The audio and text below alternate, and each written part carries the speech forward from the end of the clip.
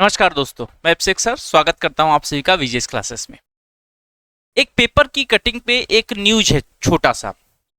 वो न्यूज आपके पढ़ने के हिसाब से, ज्ञान के हिसाब से बहुत सही है, लेकिन एक समाजशास्त्र विषय में जो पर्यावरण का एक टॉपिक है उसके लिहाज से ये एक बहुत ही इंपॉर्टेंट न्यूज है। न्यूज क्या है? मानव पर्यावरण संघर्ष। ये शब्द हम हमेशा सुने हैं, अपने आम जीवन में हमेशा सुनते आए हैं, पढ़ते आए हैं। क्या है, एक छोटा सा मैं आपको यहाँ पे इस कटिंग के माध्यम से समझाता हूं और इस छोटे से पॉइंट से कैसे सवाल बना हुआ है उसकी भी हम चर्चा करेंगे। मानव जीव संघर्ष या वन्य जीव और मानव संघर्ष, क्या इसमें लिखा हुआ है? ये आज 27 अप्रैल दैनिक जागरण के न्यूज़पेपर में एक न्यूज आया है जिसमें लिखा है कि हिमालय की तराई में एक दुधवा नेशनल पार्क है और दुधवा नेशनल पार्क के समीपवर्ती, यहाँ पे एक पॉइंट समझिएगा, लिखा हुआ है समीपवर्ती इलाकों में। इस पॉइंट को आप एकदम समझिएगा, समीपवर्ती क्षेत्रों। समीपवर्ती क्षेत्र क्या होता है? जिसे हम संरक्षित क्षेत्र कहते हैं या बफर जोन कहते हैं। वहां पे मानव आबादी रहती है और उसके साथ टकराव हो रहा है किसका? वही जंगली जीवों का जो संरक्षित क्षेत्र में रहते हैं, वन्य जीवों का, है ना। इन टकराव के मामले अब बढ़ रहे हैं। शनिवार रात दुधवा नेशनल पार्क के बफर जोन यानी संरक्षित क्षेत्र में घर के बाहर सो रही एक 30 वर्षीय महिला को तेंदुआ दबोच कर लेकर चला गया। दुधवा नेशनल पार्क और ऐसे ही बहुत सारे हमारे भारत में वन्य जीव संरक्षण क्षेत्र हैं, नेशनल पार्क हैं, जिसके आसपास मानव आबादी निवास करती है और मानव वन्य जीव संघर्ष देखने को मिलते हैं।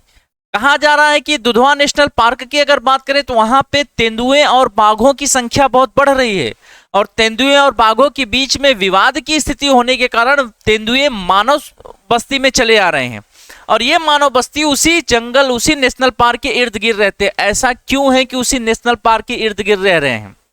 देखिए, हमारे यहाँ जब वन्य जीव संरक्षण अधिनियम बना, पर्यावरण संरक्षण अधिनियम बना, तो जंगलों की कटाई रोक दी गई। जंगल में जो निवासी जाते थे, जो जंगली उत्पाद लेते थे, उन सब को रोक दिया गया। रोकने के बाद उनका किसी प्रकार से भारत सरकार ने पुनर्वास किया ही नहीं।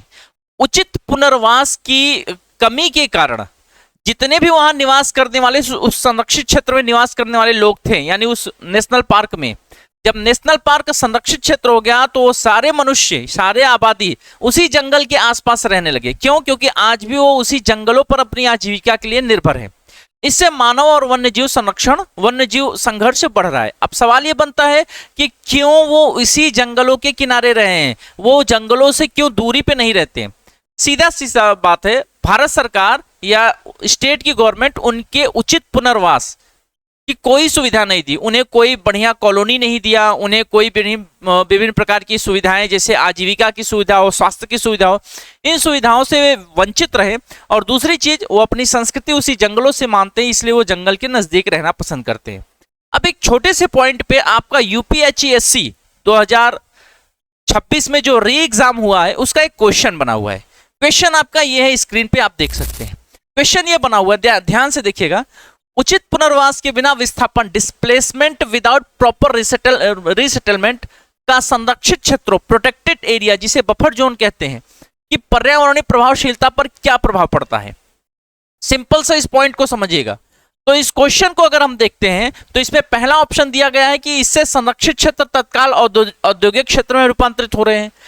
बी, इससे राज्य प्राधिकरणों द्वारा संरक्षित क्षेत्र का पूर्णतः परित्याग हो रहा है।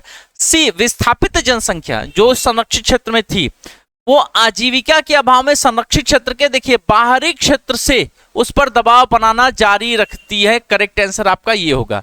तो एक नेशनल पार्क है, इस नेशनल पार्क, ये है नेशनल पार्क, इसके बाहर जो बफर जोन है संरक्षित क्षेत्र है ना, या यूं कहिए नेशनल पार्क जो कि एक संरक्षित क्षेत्र है, इसके बाहरी क्षेत्रों में ये जनसंख्या रहती है, जिसके कारण ये जनसंख्या क्या करती है, उन संरक्षित क्षेत्रों पर दबाव डालती है और वहां पे मानव वन्य जीव संघर्ष देखने को मिलता है। कारण इनका प्रॉपर रीसेटलमेंट, उचित पुनर्वास नहीं हुआ। तो इस क्वेश्चन का राइट आंसर आपका सी होगा। ऐसे ही बेहतरीन छोटे छोटे टॉपिक्स पे हम आप सबसे चर्चा करेंगे और बताएंगे कि कैसे न्यूज को हम अपने एग्जाम के क्वेश्चन से जोड़ सकते हैं।